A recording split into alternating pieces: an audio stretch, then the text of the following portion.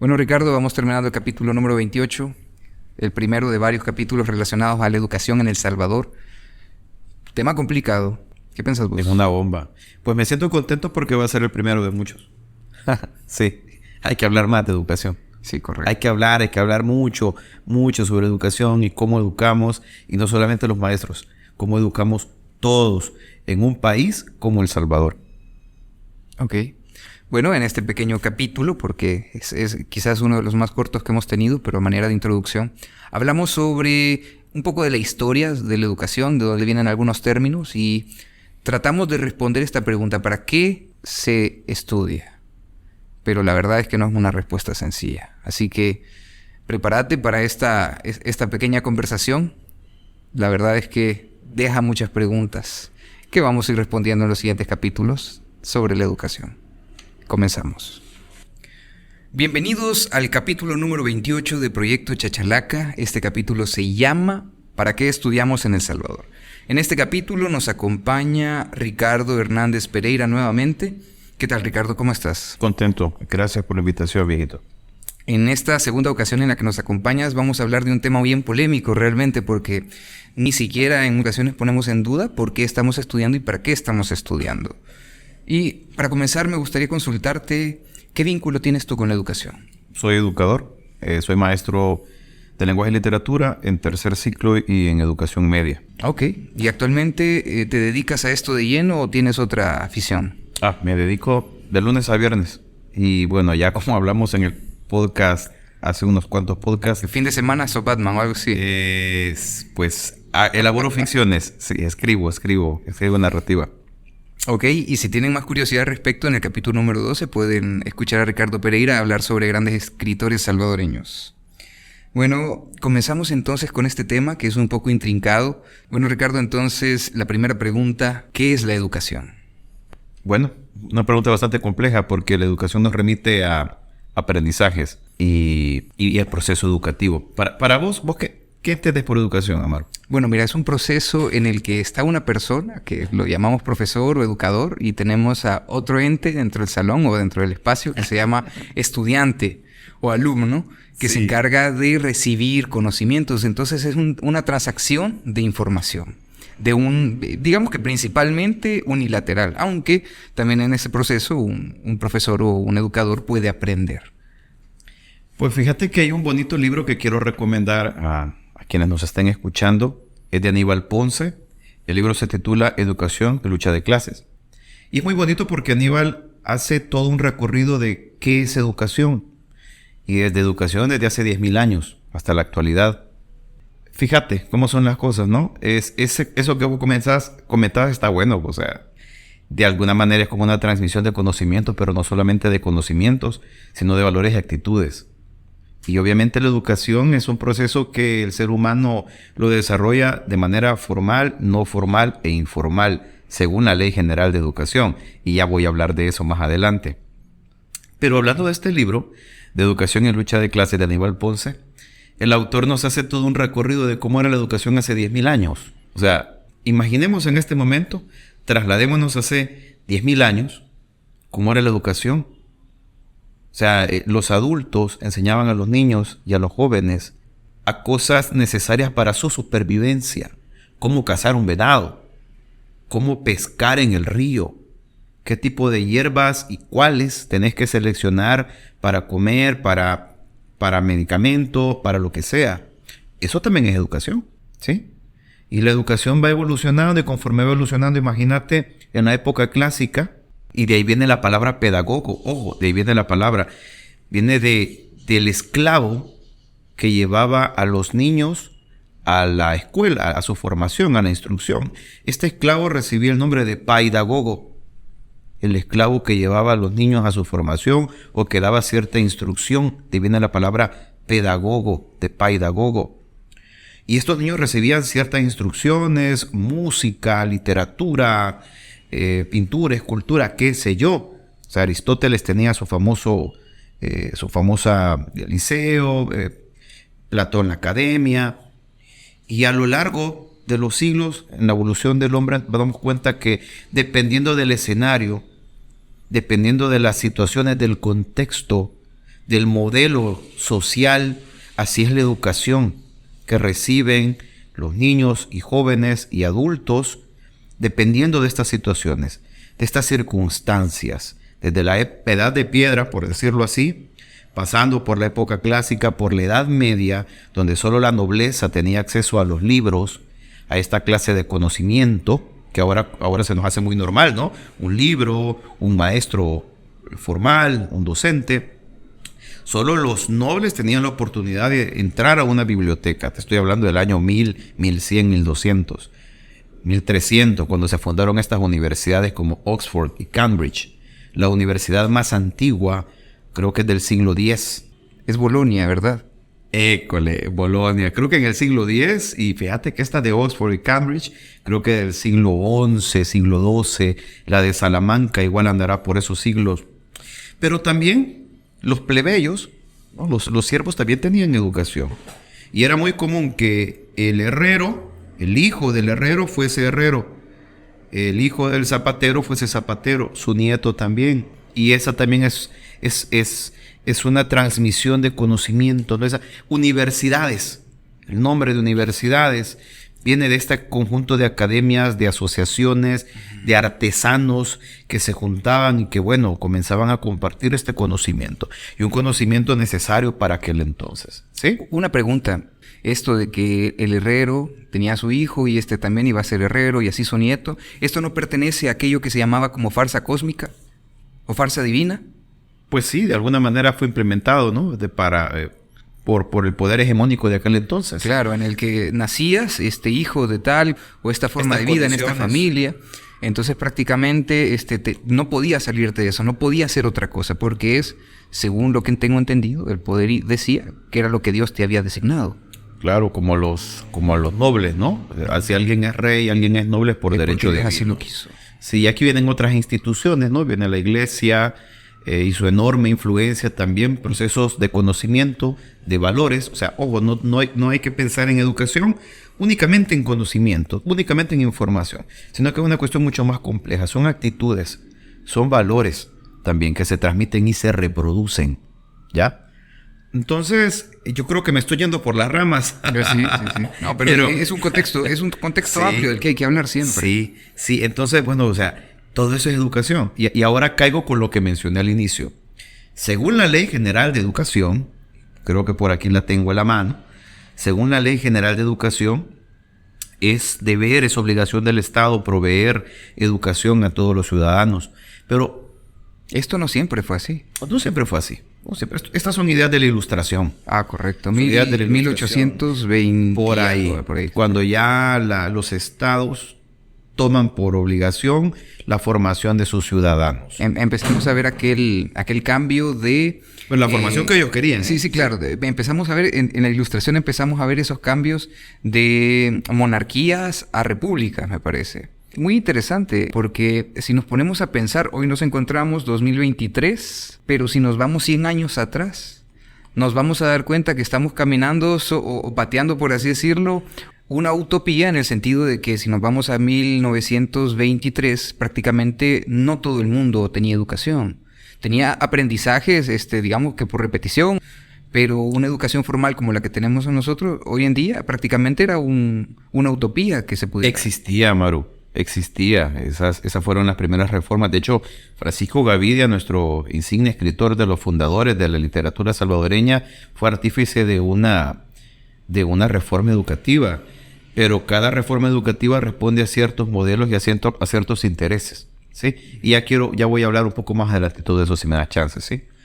Pero volviendo un poco al punto ya para ir despejando esta idea de educación, de aprendizaje, en la misma Constitución de la República y en la Ley General de Educación especifica que hay diferentes tipos de educación.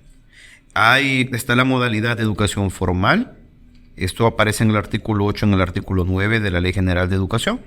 La educación formal es la que imparte los establecimientos educativos autorizados, una secuencia regular de años o ciclos lectivos, ¿sí? Es lo que nosotros conocemos como el Sistema Educativo Nacional, que está repartido por niveles, parvularia, básica, educación media, Universidad. educación superior, exacto.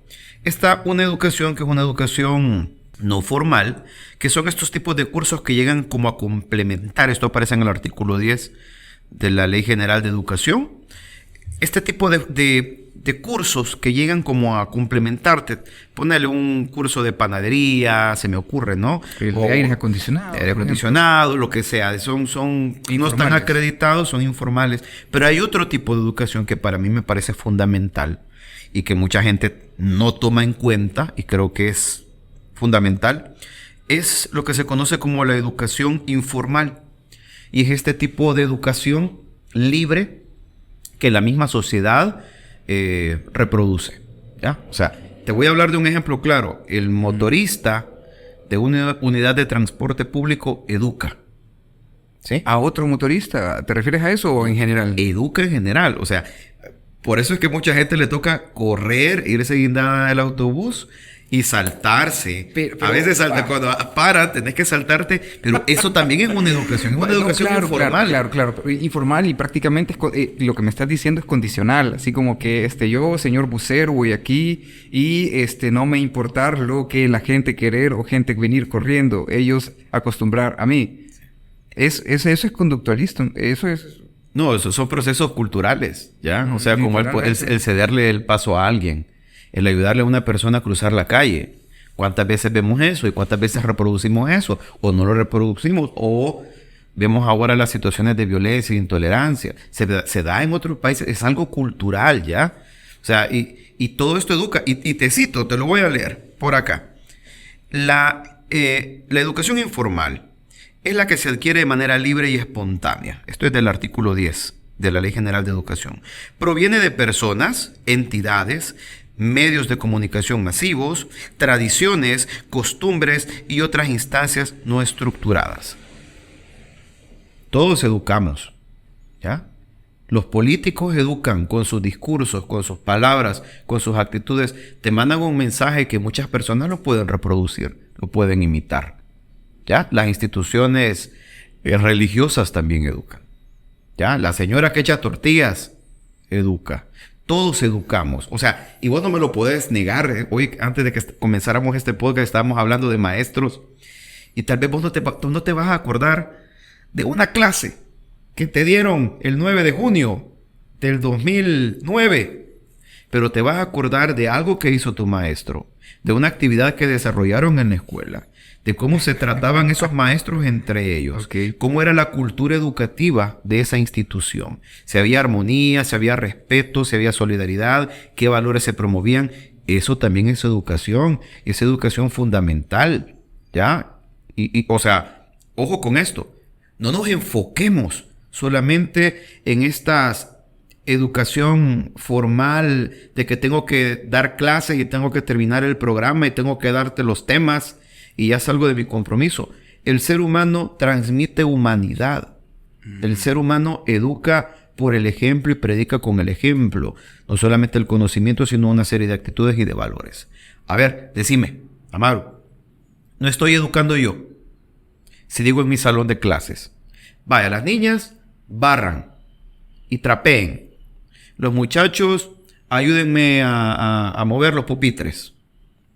¿No pueden también los muchachos barrer y trapear? ¿Y las niñas no me pueden ayudar a mover los pupitres? Eso es educación también. Sí, claro que sí. Sí, estamos reproduciendo también eso. Podemos reproducir ese tipo de costumbres, ese tipo de educación. Y es educación también, ¿ya? Ok, interesante realmente. Sí. De hecho, yo tengo, digamos, que memoria de algunos docentes que sí, no necesariamente el contenido que tenían en clase es lo que al final me produjo un aprendizaje, sino, por ejemplo, cómo trataban, digamos, que algún compañero en una situación de ansiedad o en una situación de vulnerabilidad frente a algo que le hubiera pasado, cómo lo atendían, porque sí, al final, como tú decís, mira, eso no lo contemplaba digamos que en mi opinión al principio, y es que también transmiten humanidad. Y también pueden compartir todo lo contrario, una postura totalmente cruda, porque, por ejemplo, yo me acuerdo en mi primer año de la universidad en ingeniería, un profesor le preguntó a una alumna, ¿podés responder esto de aquí de la pizarra? No. ¿Y esto otro? No. ¿Y esto otro? No.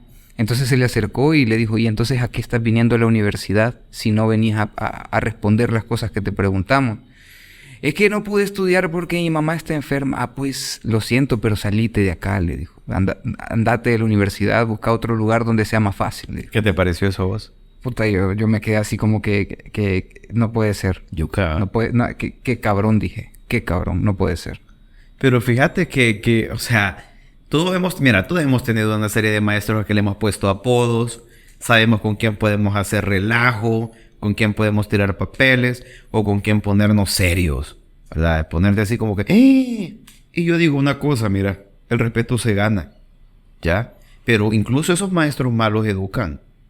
Incluso imagínate que vos no estudiaste bachillerato, no hubieses estudiado bachillerato, sino que te hubiesen ido a meter a alguna escuela tipo militar.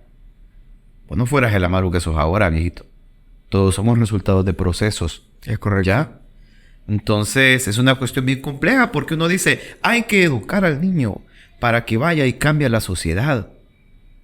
Un momento, ¿no será que, o sea, es una cuestión recíproca? ¿Y esa sociedad no habría que educarla para que cambie a este niño también? O sea, es una cuestión recíproca, ¿no? Uno dice, no, es que la educación va a cambiar el mundo. Pero nos encontramos en muchas escuelas, en muchos salones, con muchos maestros, con muchos compañeros, que simplemente reproducen lo de afuera. Ya, lo vienen a reproducir al salón. Y bueno, no me quiero adelantar porque yo quería terminar hablando de Paulo Freire y su pedagogía del oprimido y su pedagogía liberadora. Pero pues sí, o sea, a veces nosotros simplemente reproducimos, no estamos acostumbrados a cuestionar, a reflexionar. Pues fíjate que yo doy clases en un complejo educativo en Cuscatancingo, que hemos llegado muchos maestros a quererlo levantar, porque había tenido una serie de problemas económicos y otra índole. Y mira, llego al salón y les digo a los hipótesis, lo primero que les digo, vaya, vamos a hacer un dictado, los voy a poner a leer. Quiero ver si pueden agarrar dictado, quiero ver cómo escriben, quiero ver si leen. ¿Qué grado tenés ahí? Estoy hablando de séptimo grado. Vaya, te voy a mencionar porque doy clases en séptimo, octavo y noveno. Man, ni siquiera escribir el nombre podían muchos niños. No pueden agarrar un dictado, muchos no pueden leer bien.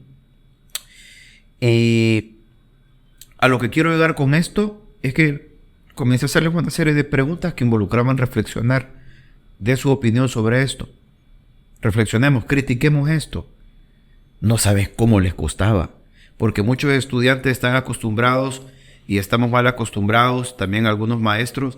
Copie del libro, dictado, reproduzca, un trabajo mecánico, totalmente mecánico. Y cuando llegas vos y le haces una serie de preguntas que le exigen un nivel cognitivo mucho mayor, como sintetizar, como analizar, criticar, se quedan así como que Ricardo, eso no están acostumbrados. Ricardo, ¿qué está pasando? Porque, discúlpame, pero me parece preocupante. Fíjate que hace un tiempo yo vi los resultados de una investigación que hubo sobre gente que es analfabeta, que toda su vida es analfabeta. Llegan a una etapa adulta y es analfabeta y de pronto tiene que enfrentarse a un mundo en el que todo tiene indicaciones por escrito y todo tiene que ser por escrito, todo se lee y aquí. Hoy en día con WhatsApp pues ya tenemos notas de audio, pero yéndonos a una etapa previa antes de llegar a adultos, tienen esta etapa de educación básica, por ejemplo. Sí. Y muchos, de lo que comentaba la investigación es que muchos alumnos pasaban las primeras etapas sin saber leer ni escribir, ¿sí? Y esto se debía a que ellos tenían como capacidades o facilidades, muchos alumnos, para poder, digamos que responder a las necesidades de calificación que tenía el docente. Pero ¿qué está pasando? Porque es que llega, no estoy diciendo que se repruebe, pero ¿qué está fallando realmente para que no se esté detectando que los alumnos están teniendo un problema tan severo como para poder decir que el alumno es deficiente para leer o el alumno es deficiente para escribir? Porque te pongo mi caso, para mí fue muy difícil, digamos que esto de la lectura y escritura, porque yo, digamos que he sido disléxico, pero terrible. Y pues, aunque sí he podido defenderme en esto de las ideas, en la discusión y todo esto de la lectura y escritura, me ha costado. No pienso yo que tengamos una epidemia porque no se desarrolla de esta manera la enfermedad o esta neurodivergencia. Pero, ¿qué está pasando? No creo que sea un ejército de alumnos con dislexia. ¿Qué está pasando realmente? Pero hay muchas cosas y me vas a disculpar que vaya a hacer un gran rodeo histórico, pero es que realmente las reformas educativas en El Salvador, desde hace más de 100 años, ¿qué es una reforma educativa? Si no adecuar tu plan de estudio, el sistema educativo para ciertas exigencias, para ciertas situaciones, para ciertos modelos económicos, sociales. Se podría decir que en el mejor de los casos el contexto. Vaya, imagínate, y yo quisiera recomendar, hablando de este tema, quisiera recomendar un artículo que se llama La pedagogía de las armas, de Julián González, amigo de la UCA, está publicado en el Faro Académico. Y aquí habla un poco de la reforma educativa de Gerardo Barrios, y dentro de esa reforma educativa, que eran pues en aquel momento cuartillas, no eran unas planillas, había un modelo lancasteriano, estaba que todos los estudiantes en cierto momento del día tenían que tener ejercicios militares. Porque claro, en Centroamérica y no solamente en El Salvador, en ese periodo del siglo XIX vivía momentos convulsos, llenos de guerras intestinas. Entonces no era descabellado que a los campesinos o los niños que estaban asistiendo a la escuela se les estuviera dentro de su plan de estudio anual ejercicios militares. ¿Ya? Obviamente, pasemos más adelante. La reforma educativa de Maximiliano Hernández Martínez, lamentablemente solo hubo una reforma a nivel básico. Obviamente también comenzaron a fundarse más escuelas, pero poquísima. O sea, siempre ha sido así en El Salvador. Yo creo que en América Latina, que la educación jamás ha sido una prioridad. Y yo te agradezco, viejito, porque estamos hablando de este tema, que yo creo que es un tema que tendría que estarse discutiendo y hablando más en la agenda política, en la agenda pública, en los medios de comunicación. No hablamos de educación, porque el tema educativo jamás ha sido prioritario. Ahora veamos países donde se ha invertido mucho más en educación, tiene realidades distintas, tiene sociedades un poco más, con más capacidad crítica, reflexiva. Pero en El Salvador nunca ha sido, y me atrevería a decir ahora que tampoco sigue siendo la educación un tema prioritario. Pero no me quiero desviar, viejito. Vamos a continuar con esta reforma. Si te das cuenta, la reforma del 69, que lideró Walter Beneke, que era una reforma que trataba de responder al modelo industrial, sí, al modelo de sustitución por importaciones. Y en esa reforma los bachilleratos se diversificaron.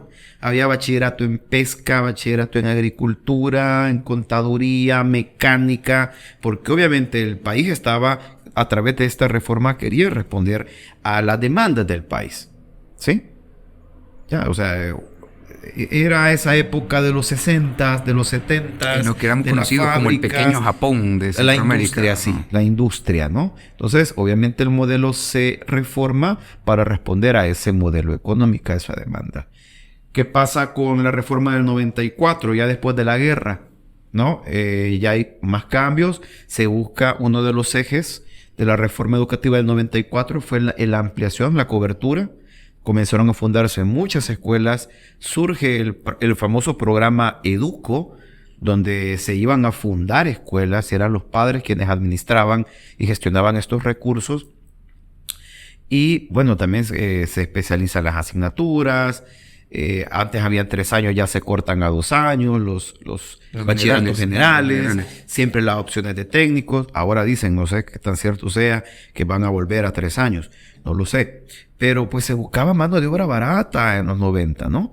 ¿Te acordás que vinieron un montón de empresas, maquilas? Entonces la gente necesitaba, obviamente, que se graduaran y comenzaran a trabajar.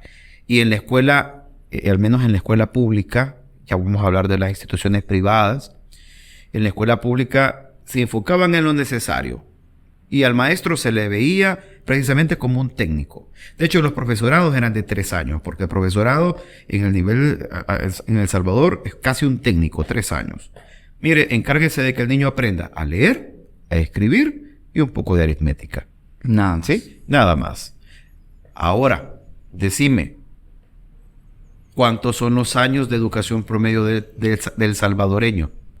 O sea, el salvadoreño promedio, haciendo ya el promedio, ¿cuántos años tiene de educación? Vamos a ver. 7 años. 7 años es O sea, el tenemos promedio hasta bachillerato y hay sí, universidades. sí, porque ahí son 9 Pero sí. años en el básico, bueno, 2 Claro. años previa, 2 años en Claro. promedio, digamos. 9 ya serían 11, más 3 o 2 de lo que sería educación media. Tendríamos que 14 o 13 años de Pues sí, educación. pero si nos vamos a las estadísticas. las estadísticas del Ajá. Ministerio de Educación, que desde 2019 el Ministerio de Educación no ha vuelto a compartir información ni estadísticas, la educación del salvadoreño promedio es de 7 años. Es decir, que el promedio del salvadoreño solo ha estudiado hasta 7º grado. Sí, esos son datos del Observatorio Nacional del Ministerio de Educación. Creo que lo tienen en la página, no sé si ya lo quitaron. Pero, pues sí, o sea, la educación vas a responder a la realidad. Y según el modelo, pues, la educación está articulada, ¿no? Ahora, volviendo a tu pregunta, ¿qué está pasando en la educación en El Salvador? Así es. Pues mira, tendríamos que analizarlo bastante porque para darte una valoración yo tengo que tener un instrumento de medición, ¿no? O sea, para decirte qué está pasando, Un comparativo, yo te ¿no? puedo comentar de la realidad, ¿no? Claro. Pero ¿dónde están esos instrumentos que sirven de alguna medida para hacer una valoración un poco más específica? Antes existía algo que se llamaba la PAES. ¿Te acordás? Sí, Que correcto. era una prueba donde todos los estudiantes se tenían que preparar, tenían que tener una calificación mínima. Aquí es donde las personas que, digamos, que le metían al estudio decían yo la tengo más chola. Y decían Pues sí. yo saqué 9.7, yo saqué 9.8. Yo saqué 5, yo saqué 6. Y para las universidades, algunas universidades te pedían Sí, también sí, la sí. PAES.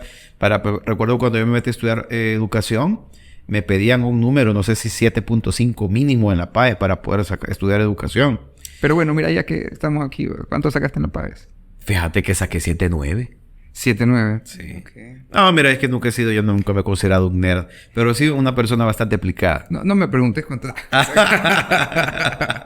Hoy decirlo, no molestes. Pero es que fíjate que yo no sé, la verdad. Yo creo que fue chiripa, saqué 9.1. ¡Puya! Pero te lo aseguro, siempre he sido por debajo del regular. Ajá. Toda la vida.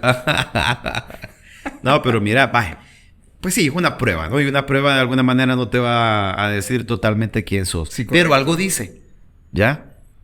Pero es que vaya, mira, ahora cuando decimos eso, algo dice frente a un... Y esto hay que tener bastante cuidado a la hora de decirlo, porque cuando decimos algo dice es pero algo está diciendo frente a un modelo de evaluación que posiblemente no esté enfocado a tus capacidades o a tus intereses, sino que está basado, como decís, a lo que se establece dentro de un plan, ¿verdad? Claro. Que posiblemente no tenga ninguna, digamos, que contextualización a lo que realmente estás viviendo, por ejemplo, en un centro educativo allá en Arcatao, por ejemplo, o allá en Tacuba, Sí. que es muy diferente a lo que se está viviendo, por ejemplo, en San Salvador o San Miguel. Ajá. Vaya, pero me estás preguntando qué está pasando ahorita. O sea, ¿cuál es el estado actual en la educación? Pues para comenzar, no hay una prueba que te diga cómo estamos. O sea, hoy la prueba Avanzo, ponerle coco, la prueba Avanzo se realiza de manera virtual. Ahora, si me conferían unos resultados donde no tenés ningún control de ellos. La verdad es que... Está cuestionable, ¿no? Cuando vos haces una prueba así, como que les dicen pruebas objetivas a eso, Sí, así es. de evaluación. Pruebas estandarizadas. Sí, correcto. En línea, la verdad es que no. Y menos hoy en día que todo lo están resolviendo con ChatGPT, pues. O sea, mira, no tenemos control sobre esos resultados. O sea, no estás ahí verificando la prueba, ¿ya? Entonces me decís, vos, mira, aquí está el Avanzo. Pues todos los estudiantes salieron excelentes. Y van después a hacer una prueba en las universidades, ya sea la UES o cualquier otra universidad. Malísimos. Entonces, vos me preguntas, mira, ¿cómo está ahorita la educación? Ay, es que mira, si ni siquiera tenemos programa, ni siquiera tenemos un plan. O sea, hay un plan por ahí actualmente, pero que pues habla de la revolución, de la educación 4.0. Y yo no estoy hablando mal. Ojo, yo no quiero decir que lo de las entregas de dispositivos como computadoras y tablets sea un problema. Para nada. Pero yo creo que si querés construir algo de verdad, tendrías que tener un diagnóstico para ver cómo está la situación realmente. Ponele, yo tengo estudiantes en 7º grado que tienen su laptop. pero que no saben leer, o que leen pero no saben lo que comprenden. ¿Ya? No hay un plan de lectura a escala nacional, no tenemos un plan de lectura. Generalmente ocurre esto. En educación te enseñan a leer en primero, si no aprendiste pasas a segundo, si no aprendiste pasas a tercero, si no en cuarto tenés que aprender, o ahí te vas hasta séptimo grado, como muchas otras situaciones, muchas realidades. Hay muchos niños que saben leer. La escuela salvadoreña enseña a leer, pero no enseña o no forma lectores competentes. ¿Ya? En las últimas pruebas de la PAES, estoy hablando hace unos 4 años, las últimas pruebas revelaban que los estudiantes sabían, pero no sabían aplicar. ¿Ya? Saben responder, pero no saben cómo ese conocimiento lo pueden aplicar a la práctica. ¿Ya? O sea, puede ser algo práctico. Entonces, ese era uno de los grandes problemas, ¿no? Y volvemos a lo que te decía, un trabajo más mecánico, ¿no? Fíjate, un trabajo más mecánico, o sea, el nivel cognitivo no es muchas habilidades que no se han desarrollado. Y vengo yo y te digo, mira, vamos, estamos mejorando totalmente el sistema educativo nacional porque estamos entregando dispositivos móviles. Cuando mi escuela ni siquiera tiene aulas decentes, no tiene electricidad, no tiene ni lavamanos. Con el director estamos haciendo lo posible para que por lo menos tengamos un lavamanos. Nos tienen ahí un proyecto que supuestamente se va a remodelar la escuela, pero ya se lleva 1 año con eso. Es cuestionable, ¿ya? Es cuestionable. No podemos evaluar si no tenés un plan, si no tenés metas claras. Es cómo vas a lograr esas metas. Y yo digo que no, pues sí, o sea, con publicidad, con fotos, con entrevistas a padres de familia, agradeciendo los implementos, eso no te puede decir que la educación está bien, ¿no? No podemos decir que la educación está bien cuando tenemos hipótesis que presentan grandes problemas en matemática, en lectura, en escritura y en otras áreas, ¿sí? Y mucho menos podríamos decir exactamente cómo estamos si no tenemos las pruebas estandarizadas, confiables, con datos confiables que nos digan en qué estamos fallando. Porque esas son las evaluaciones. Nos dicen que estamos fallando, que tenemos que mejorar y de ahí trazar un plan de ruta. No voy a venir, miren, vamos a mejorar la educación dándoles dulces a todos. No. Yeah.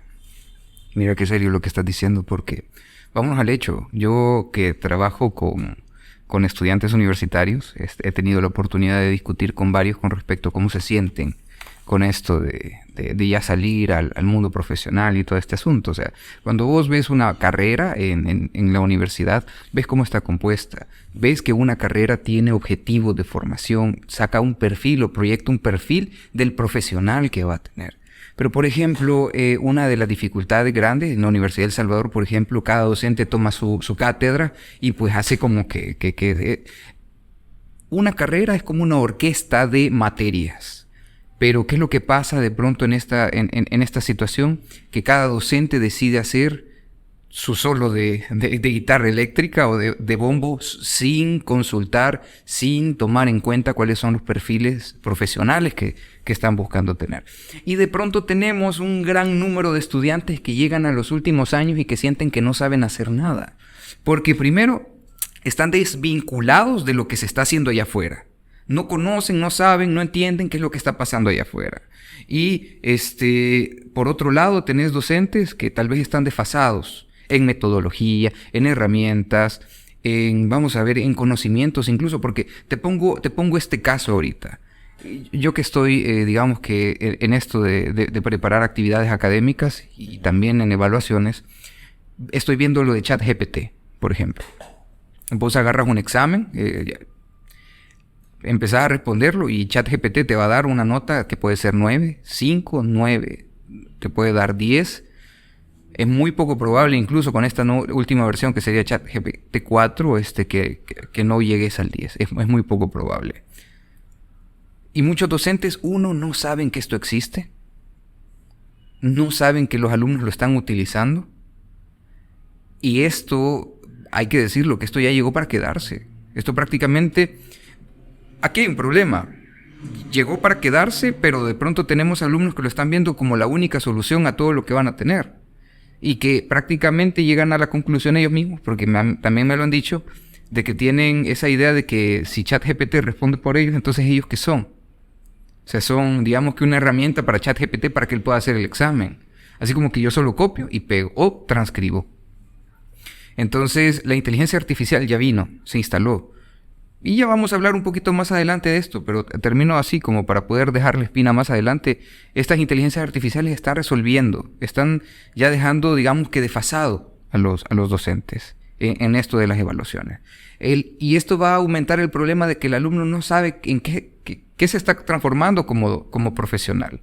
Llega con esa duda, llega sin saber qué es lo que va a hacer cuando llegue al campo laboral, tiene miedo y al final me lo dicen, no sé hacer nada.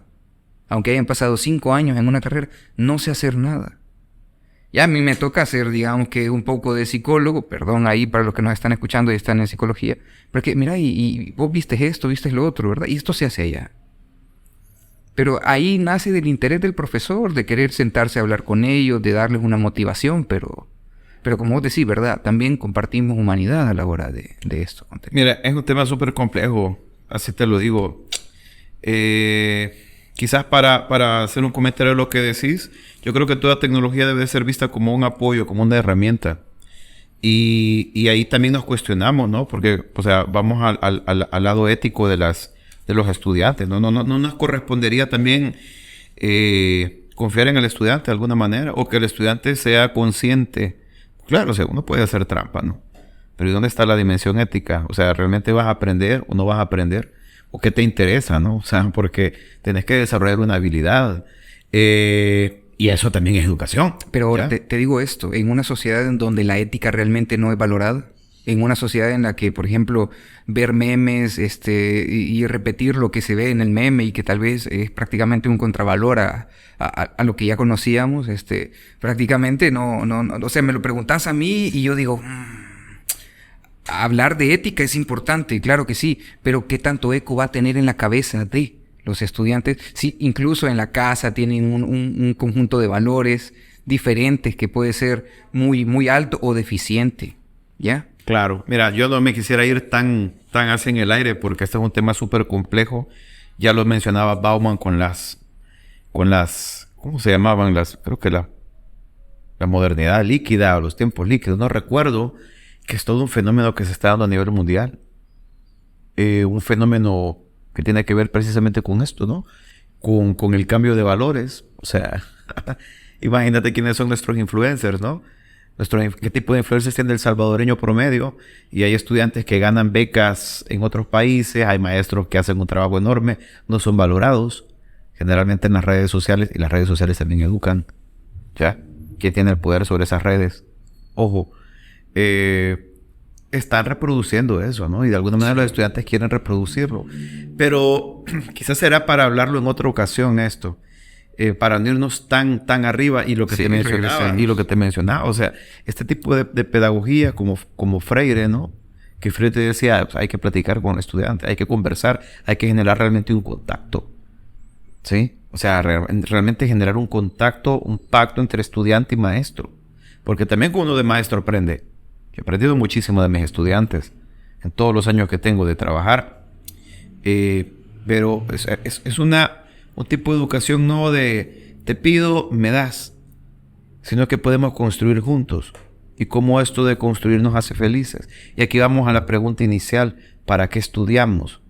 Si estamos estudiando, si nos estamos formando, ya sea en una educación no formal o en una educación formal, se supone que nos estamos formando para mejorar nuestra condición de vida, para realizarnos como seres humanos.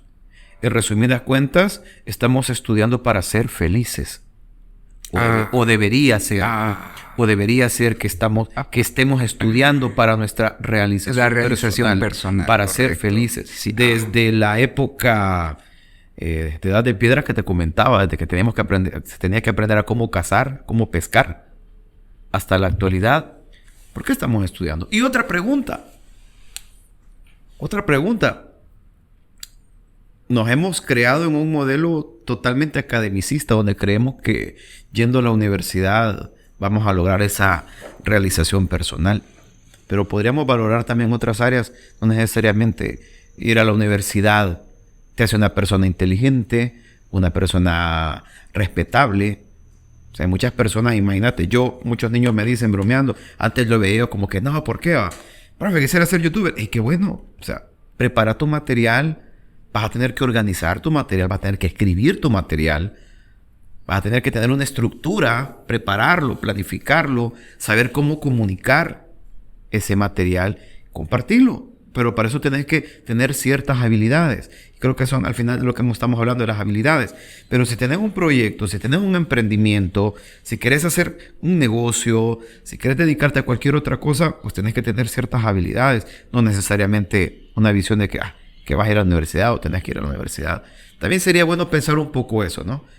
Un poco si es obligación. O nos hemos quedado con que no, ir a la universidad es imprescindible. No podríamos desarrollar otro tipo de habilidades, otro tipo de formación que no sea exclusivamente en las universidades. Eso quizás lo dejo para el siguiente podcast. Sí, es que mira, hay quizás, mira, aquí terminando con esto tratando de responder la pregunta ¿para qué estudiamos? Y realmente nos quedamos en un punto a medias. Y es que mira, realmente el alumno nunca se pregunta si realmente ¿para qué se estudia? Te dice tu familia, tenés que estudiar para ser un profesional, pero ¿qué realmente conseguís con ser un profesional? ¿Más dinero? Porque la gente transforma eso de voy a estudiar más para tener más dinero y ahí va a llegar mi felicidad, ahí está mi autorrealización y ahí tenemos un gran problema, porque entonces todo gira en torno al dinero. Mira cómo es esto de duro, porque por ejemplo... Y de hecho mucha gente se cuestiona eso, ¿no? Porque uno dice, pues yo me pasé tantos años estudiando en la universidad, tengo una maestría... Y viene alguien que disfruta haciendo lo que hace, ya sea podcast, ya sea videos en YouTube, y le va muy bien. Y qué bueno. Pero, o sea, realmente surgen ese tipo de cuestiones, ¿no? Sí, claro. Y mira, ¿qué pensar? Mira este ejemplo. Fíjate que yo, graduado de la Escuela de Ingeniería Eléctrica, veo a mis compañeros y por ejemplo, pasa algo bien curioso. Yo los vi a todos así, disculpame, y los que me están escuchando me disculpan, pero así fue. Yo los vi ebrios a todos. A verga, aventados, casi que cuneteando. Saludos. Sí, saludos. Ajá. Como dicen ellos, bendiciones. Entonces, los he visto tirados. Y de pronto uno consigue un buen trabajo y otro consigue un trabajo normal. Y eran grandes amigos. Y ahora uno le dice, hey, ¿cómo está? Que no sé qué, que no sé cuánto. Lo trata así. Y el otro ni le contesta las llamadas. Y esto, te lo juro, es casi de guión.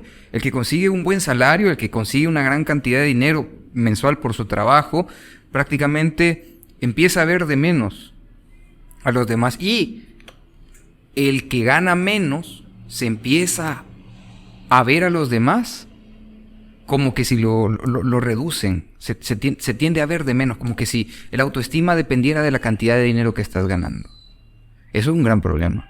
Y eso está pasando. Ahí es un tema cultural.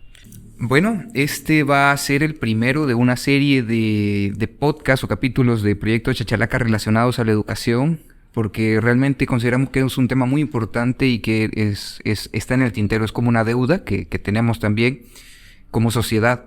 Enfocarnos un poco en la educación. Ricardo, para ir terminando este primer capítulo, ¿nos darías digamos que tus valoraciones, tus conclusiones respecto a esta primera etapa? Mira, con solo estar hablando de este tema ya estamos educando, ¿ya? Con todo el contenido que compartís y que compartimos, hablamos, discutimos, tanto en educación formal, no formal, informal, estamos educando y estamos aprendiendo. Y yo te quiero agradecer, así, y qué chivo que vamos a seguir platicando de esta onda porque creo que es un tema muy importante. O sea, el reflexionar, el poder criticar, el ver esta temática de diferentes perspectivas creo que es súper importante y nos hace cuestionarnos a nosotros mismos también sobre qué es lo que queremos, qué buscamos. Así que, mira, es un tema súper amplio, yo te digo, es un tema súper amplio. Si nos comenzamos a hablar ya de educación en El Salvador... la educación en El Salvador es como una casa que han ido armando con diferentes pedazos y diferentes maneras. Y hay tantos temas como el tema de docentes. Podemos dedicar todo un capítulo para hablar sobre educadores, sobre las condiciones educativas, otro sobre los modelos educativos. Y creo que hay una gran cantidad de temas, sí, realmente. Pero este ha sido así como el inicio, hablando ya del tema de educación, ¿verdad? Ya como la palabra aprendizaje, educación. Está bueno vos, me llega. Ok. Ricardo, ¿y cuáles son tus redes? ¿Dónde pueden encontrar tu contenido? Pues mira, tengo un canal en YouTube, Ricardo Hernández Pereira. También en Twitter me buscan con ese mismo nombre, Ricardo Bacoster. Y pues también tengo ahí mi fanpage, igual Ricardo Hernández Pereira. Ahí por ahí compartimos artículos, trabajos literarios y algunos temas siempre educativos y literarios. Ok. Muy bien, y entonces yo te dejo a vos esta última pregunta, a quien nos está escuchando. ¿Tu autoestima depende del dinero que estás ganando? Nos escuchamos pronto.